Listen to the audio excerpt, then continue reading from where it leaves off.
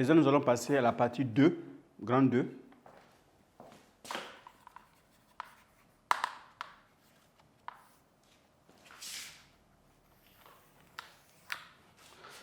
Alors, le tableau suivant, donc exercice 1 d'abord.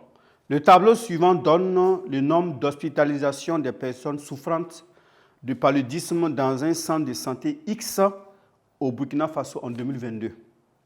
Donc, on vous donne le tableau.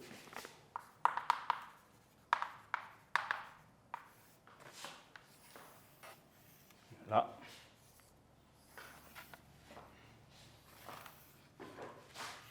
Là, nous avons la tranche d'âge.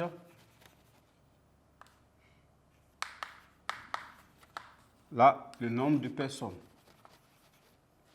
Donc là, nous avons 0 à 5 ans. 5 ans à 10 ans.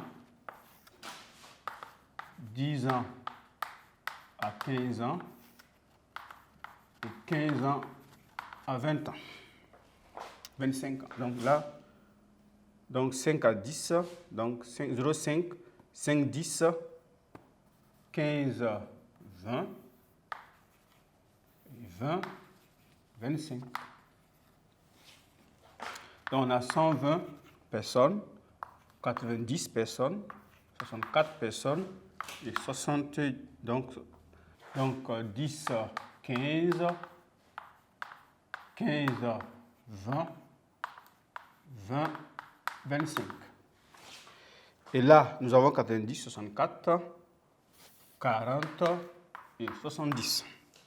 Donc, voici le tableau statistique que nous avons. Donc, 0 à 5 ans, on a 120 personnes. 5 à 10 ans, 90 personnes. 10 à 15 ans, 64 personnes. 15 à 20 ans, 40 personnes. Et 20 à 25 ans, 70 personnes. Alors, question 1. On nous demande de construire l'histogramme des effectifs. Voilà, donc nous allons construire ça ici. Donc, on va construire l'histogramme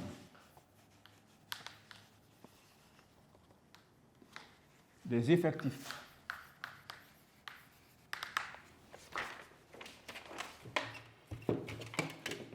Donc, pour cela, nous allons faire notre graphe, simplement.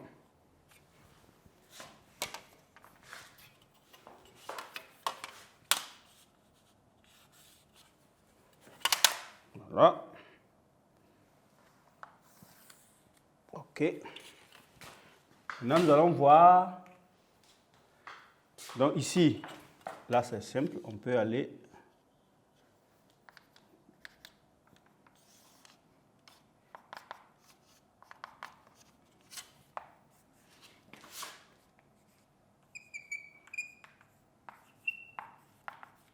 voilà.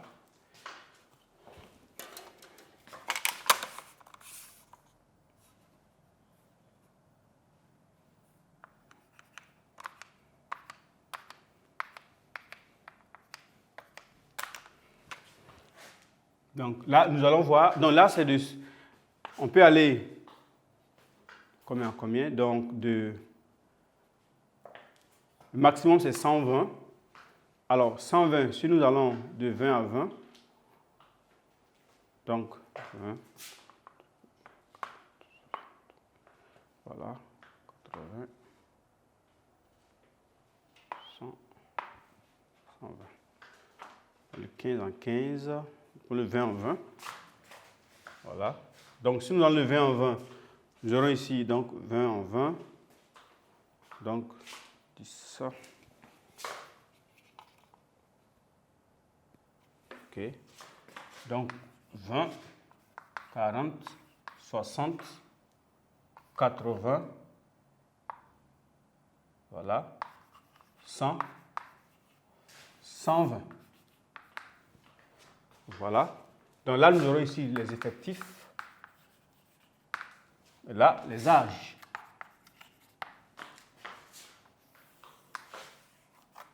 Voilà. Donc, nous allons construire l'histogramme demandé. Alors, entre 0 et 5 ans, on a 120 personnes. Donc, on a 120 personnes. Donc, 120 personnes hospitalisées. Voilà.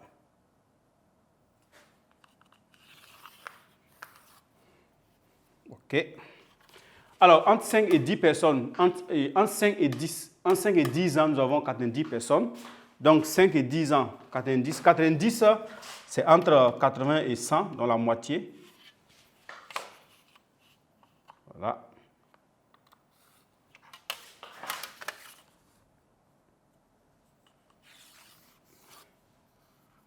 OK. Ensuite, entre 10 et 15 ans, 64 personnes. Donc, 64 c'est entre 60 et 70. Donc, 70, là. Donc, 64. Donc, là, 64 ici. Voilà. Donc, 64. Comme ça, approximativement. Voilà. OK. Ensuite, entre 15 et 20 ans, nous avons 40 personnes hospitalisées. Donc, 40 personnes. Voilà.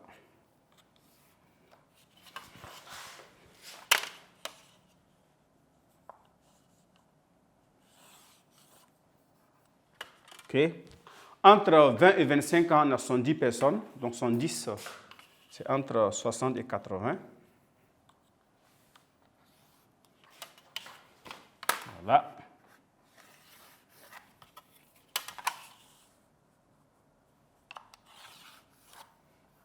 Voilà. Donc ici, nous avons construit voilà, l'histogramme des effectifs. Alors, ensuite, on nous dit, en petit 2, quel est l'effectif total? Donc, soit grand N, l'effectif total. Donc, grand N égale à quoi? Donc, on fait la somme des effectifs correspondant à chaque tranche d'âge. Ça fait 120 plus 90 plus 64 plus 40 plus 70. Donc, grand N nous donne... Donc, si nous calculons tout ça, ça va nous donner 384.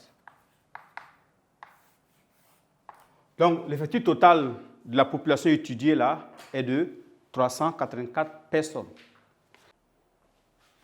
Question numéro 3. Quelle est la classe modale justifiée? Alors, qu'est-ce qu'on a dans le cours? On a dit dans le cours que la classe modale correspond à la classe qui a le plus grand effectif. Voilà. Donc, lorsqu'on regarde les effectifs correspondant à chaque classe, donc on a 120, 90, 64, 40, 70. Donc, 120 est le plus grand. Donc, automatiquement, la classe modale ici, c'est de 0 à 5 ans. Alors, donc, la classe modale est 0 à 5 ans car c'est la classe qui a le plus grand effectif. Le plus grand effectif correspondant. Le plus grand effectif simplement. Voilà. Donc ici, la classe modale est 0 à 5 ans car c'est la classe qui a le plus grand, donc qui a le plus grand effectif. Donc, le plus grand effectif. Ou le plus grand des effectifs. Alors, donc, on se rappelle toujours que pour choisir la classe modale, il faut voir les effectifs correspondants. Donc, on regarde le plus grand des effectifs et à partir de ça, on fait correspondre la classe et cette classe-là est la classe modale. Alors, la question numéro 4, on dit quel est le nombre moyen de personnes hospitalisées en 2022 dans ce centre de santé X pour cause de paludisme.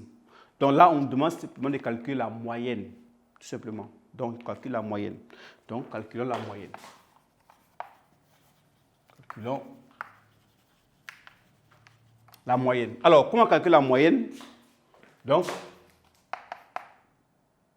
Donc, soit M,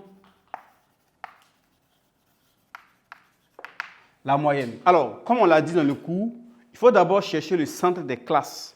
Dans le centre des classes, on peut choisir le centre ici. Voilà, on peut prolonger ça. Donc, centre des classes. Dans le centre des classes, dans le centre de la classe 0,5, c'est 2,50. Là, c'est 7,5. Là, c'est donc 12,5. Là, c'est 17,5. Là, c'est 29,5. Donc, pour calculer la moyenne M, l'effectif correspondant fois le centre de la classe, nous allons calculer la moyenne là. Donc, moyenne M, voilà. Donc, ça fait 120 fois 2,5 plus 90 fois 16,5 plus 64 fois 12,5 plus 40 fois 17,5 plus 70 fois 29,5. Le tout sur 384, donc le tout sur l'effectif total. Alors, donc si nous calculons ça, ça nous donne quoi? En haut, ça va nous donner 4050 sur 384. Donc, c'est qu'on donne une moyenne de 10,54. Donc, nous avons en moyenne 10,54 voilà, personnes qui ont séjourné dans ce centre. Donc, en moyenne,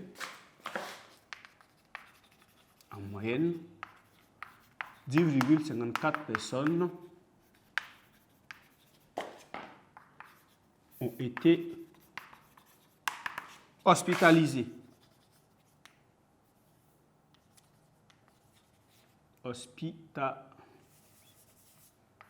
Hospitalisées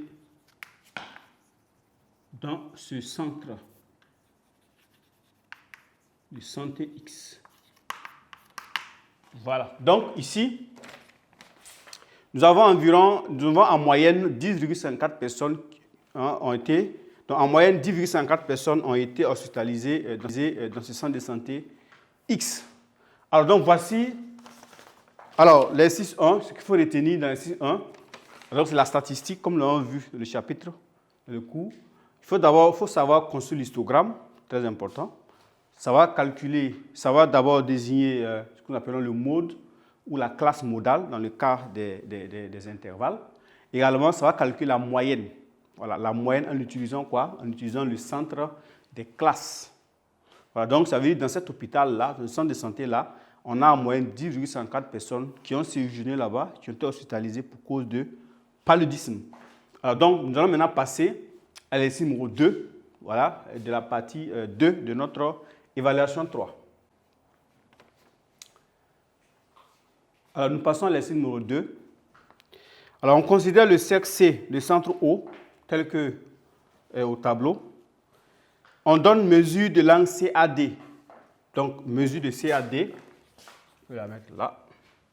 L'angle CAD égale à 30 degrés. Donc, mesure de l'angle CAD égale à 30 degrés. On nous demande de calculer la mesure de l'angle COD. Calculons mesure de l'angle COD. Alors, donc ici, nous remarquons que quoi? L'angle CAD est un angle inscrit, interceptant l'axe CD. L'angle COD est un angle au centre, interceptant l'axe CD. Donc les deux angles interceptent le même axe. Voilà, donc ici, on peut ici utiliser le théorème d'angle inscrit. On va dire simplement que l'angle CAD est un angle inscrit associé à l'angle au centre COD car ils interceptent le même axe. CD. Donc, d'après le théorème de l'angle inscrit, on a mesure de l'angle COD égale à 2 fois la mesure de l'angle CAD. Donc, ça veut dire que j'aurai quoi? Que mesure de l'angle COD égale à 2 multiplié par 30 degrés. Ça veut dire que mesure de l'angle COD égale à 60 degrés. Voilà, donc ici, j'ai utilisé le théorème de l'angle inscrit. Maintenant, on passe à la question 2. On demande de calculer la mesure de l'angle CBD de deux manières. Donc, calculons mesure de l'angle CBD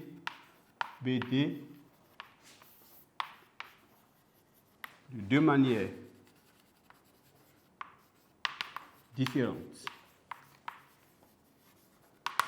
Alors donc,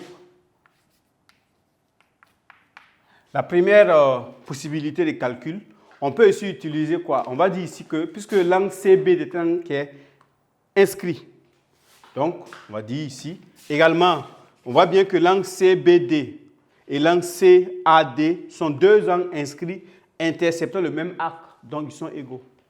On va dire que, donc les angles, voilà, CBD et CAD sont deux angles inscrits interceptant le même arc CD. Alors, ils sont égaux. D'où mesure de l'angle CAD égale à mesure de l'angle CBD. Alors, donc, mesure de l'angle CBD égale à 30 degrés. Tout simplement. Maintenant, la deuxième possibilité, c'est quoi? La deuxième possibilité, c'est quoi? Alors, ici, nous voyons bien que l'angle CBD est un angle inscrit associé à l'angle au centre COD. Donc, si on utilise le même théorème de l'angle inscrit, on dira que quoi? Que la mesure de l'angle COD égale à 2 fois la mesure de l'angle CBD, tout simplement. Donc, deuxième possibilité, donc là, on va dire simplement que, alors, l'angle CBD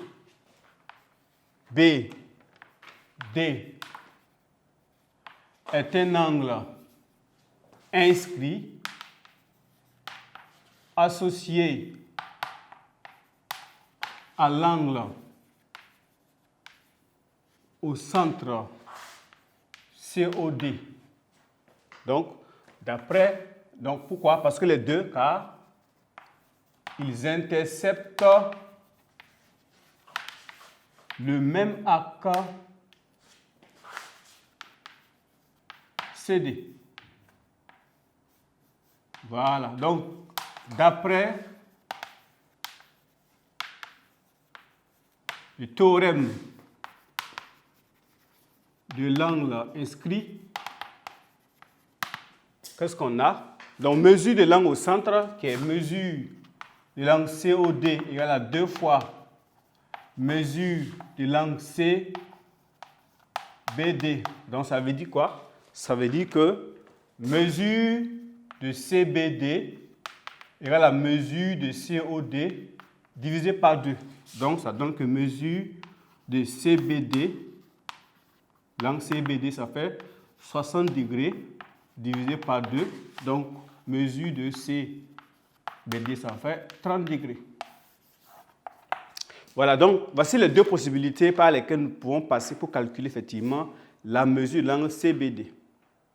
Maintenant, on nous dit, quelle est la nature du triangle ACD? Alors, donc là, nous allons matérialiser ça en couleur. Alors, donc, on va, donc, ici, nous aurons ça.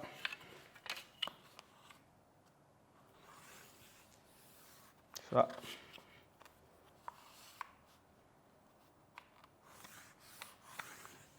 Et ça. Alors, quand on regarde, quelle est la nature du triangle ACD? Donc là, comme on l'a vu dans le cours, le triangle ACD est un triangle inscrit dans un demi-cercle.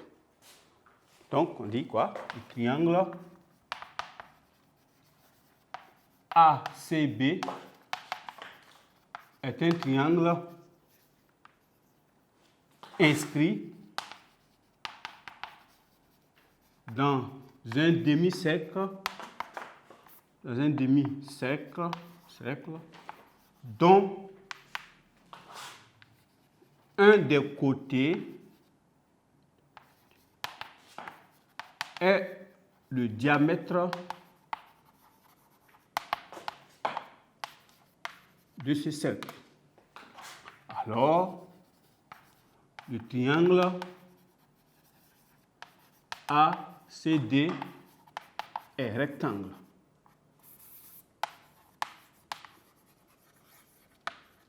Alors, donc ici, le triangle ACD est un triangle inscrit dans un demi-cercle dont un des côtés est le diamètre du cercle. Alors, le triangle ACD est un triangle rectangle, tout simplement. Alors, comme on l'a vu dans le cours, on a dit tout triangle inscrit dans un demi-cercle ou dans un cercle dont un de ces côtés-là est le diamètre de ce cercle-là, ce triangle-là est forcément rectangle. Donc là, il faut se référer au cours que nous avons vu, aller relire les propriétés qui y sont pour pouvoir faire le lien avec cet exercice.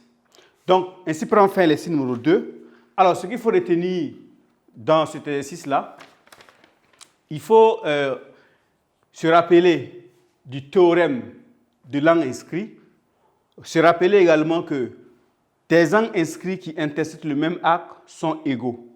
Également, reconnaître la nature d'un triangle lorsqu'il est inscrit dans un cercle ou dans un demi-cercle, lorsque un de ces côtés-là représente le diamètre de ce cercle. Alors, ainsi prend fin le deuxième exercice et ce qui marque également la fin de l'évaluation numéro 3. Merci bien.